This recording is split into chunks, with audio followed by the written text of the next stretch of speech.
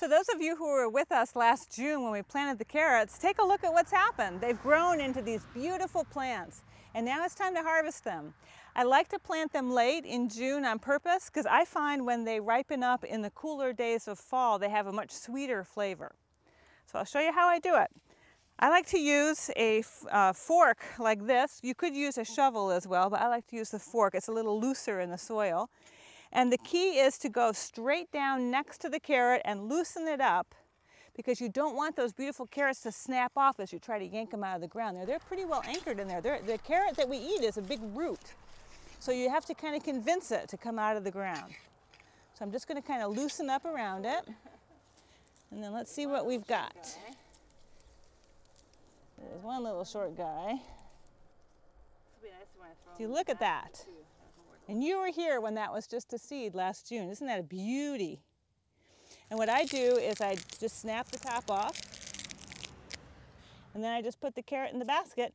I love using this kind of a basket because I can just hold it right under the hose spigot and give them a good rinsing off before we have them tonight for dinner.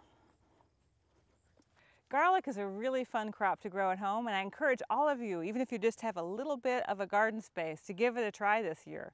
Late October is the ideal time to plant it, and you can find local garlic at the farmers markets and roadside stands around here, so you can start some local garlic right in your own garden, and I want to show you how. This is how it comes. It's a head of garlic, right? This is garlic my husband grew this summer.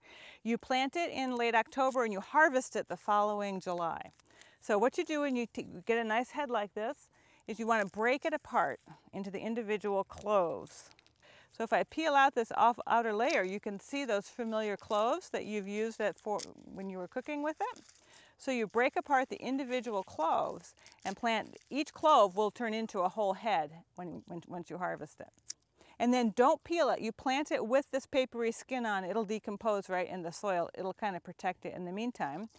But look at the size of those cloves. If you had a lot of cloves, sometimes you have a ring of cloves and then an inner ring of smaller cloves. Don't bother with those little ones in the middle. Just plant the biggest ones in your head.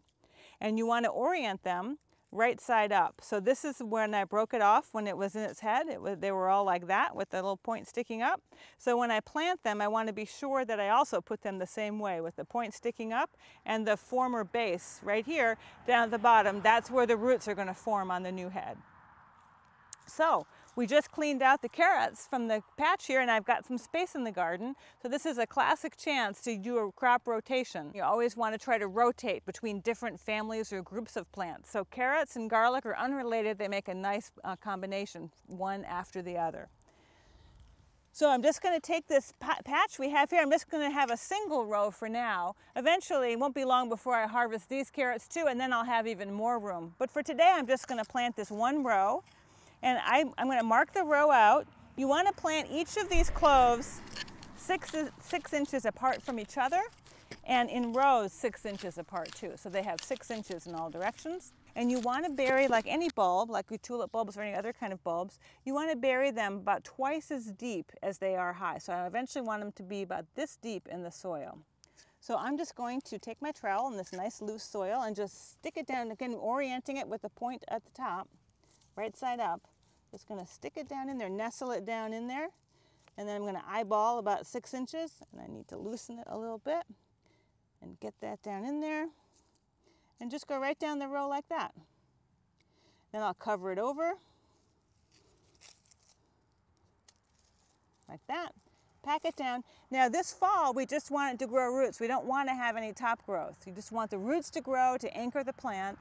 Next spring, early, the first shoot's going to come up, and then more and more leaves will come up.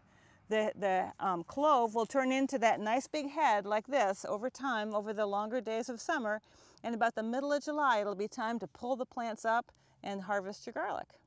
So once I get it planted like this, I do want to mulch it. It's really important to put a good, nice, thick mulch, a good 6 inches of nice, loose mulch like these dry grass clippings.